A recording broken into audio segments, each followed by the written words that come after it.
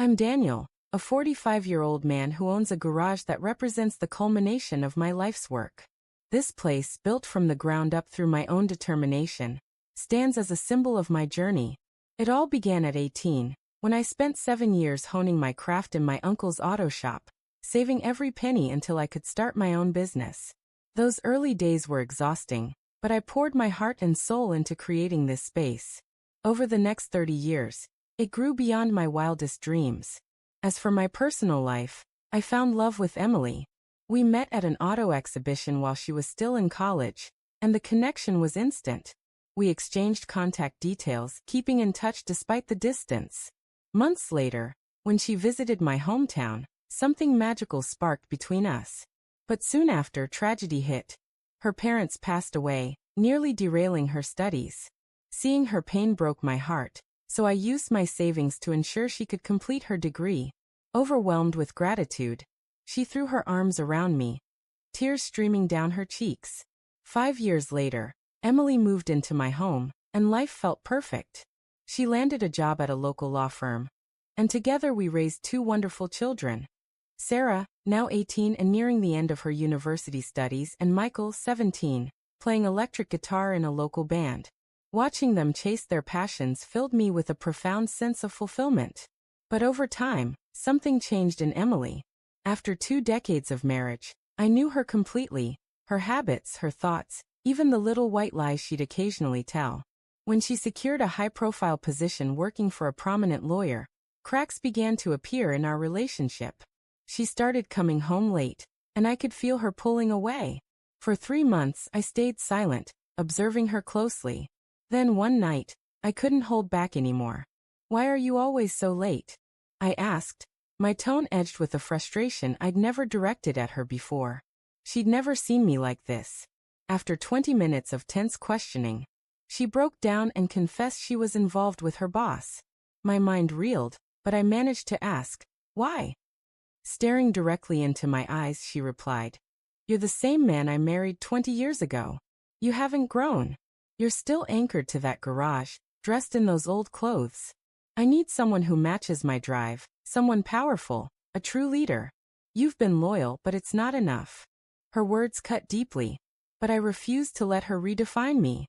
"So after 25 years, you're walking away because I don't fit your refined image? Because I'm not flashy enough for your high society events? Because I'm not domineering or harsh? Haven't I been a good husband? I supported your education, raised our children, made sure they could attend college. And that's not enough?" She stood firm. "You need to face it. I'm moving on with my new partner. If you resist, I'll ensure you lose everything. Your garage, your house, all you've built." I leaned back, a bitter smile crossing my lips.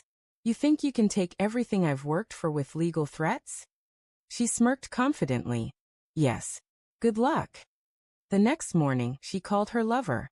"Mark, we have a problem. Daniel knows about us." Mark's voice was calm.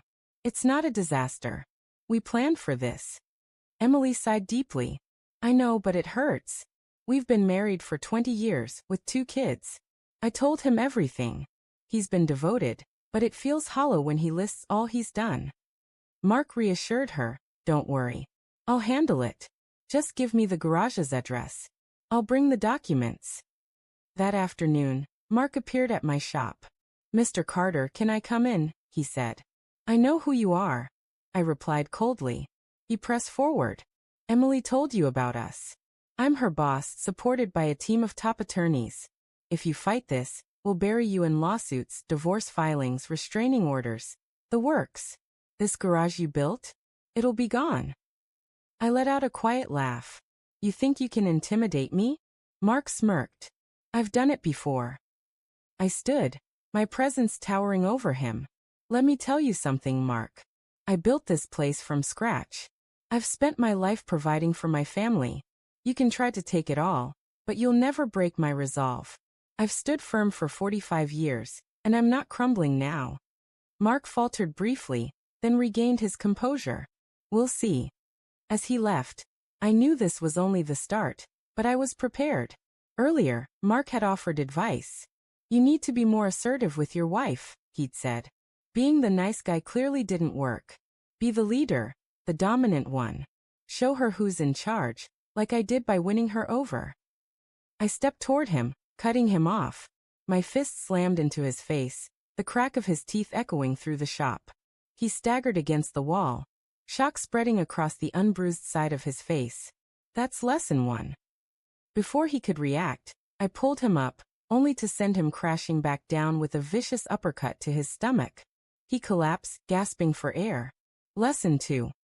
As he struggled, my boot crashed onto his outstretched hand, shattering his wrist.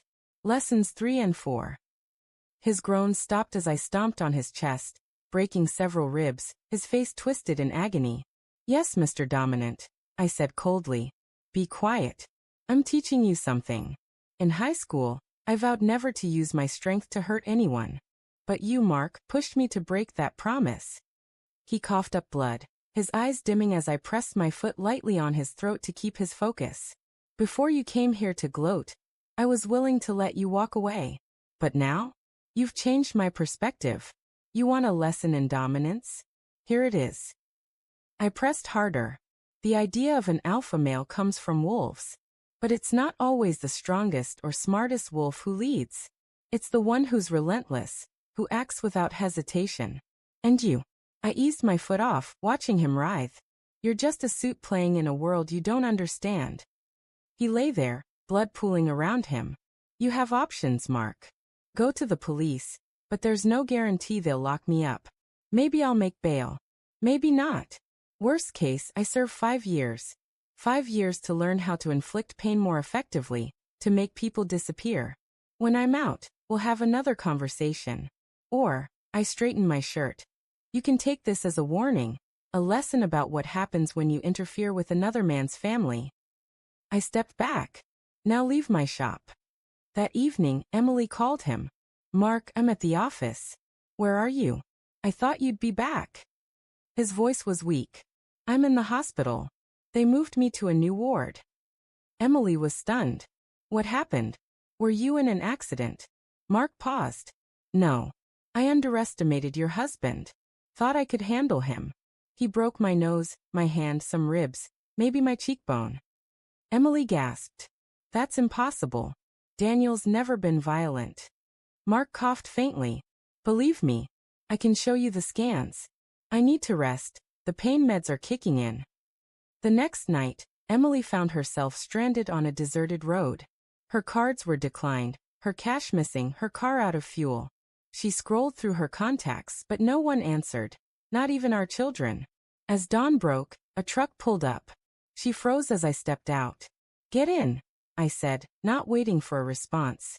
She climbed in, trembling. I drove in silence before speaking. Here's the deal. You'll file for divorce.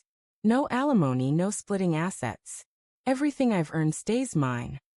Emily nodded, her lips quivering. You keep what's yours. I don't care what reason you give for the divorce. But once it's finalized, you leave this town. The kids can see you if they want, but not near me. She stared, pale. If your belongings aren't packed and gone by 11 a.m. tomorrow, I added, they'll be burned. 5 days later, the divorce papers were on my desk. A few months later, I was a free man. Do I have regrets? Maybe. I regret the end of my marriage. Perhaps I regret that Emily couldn't value loyalty. But I don't regret showing Mark what true strength looks like.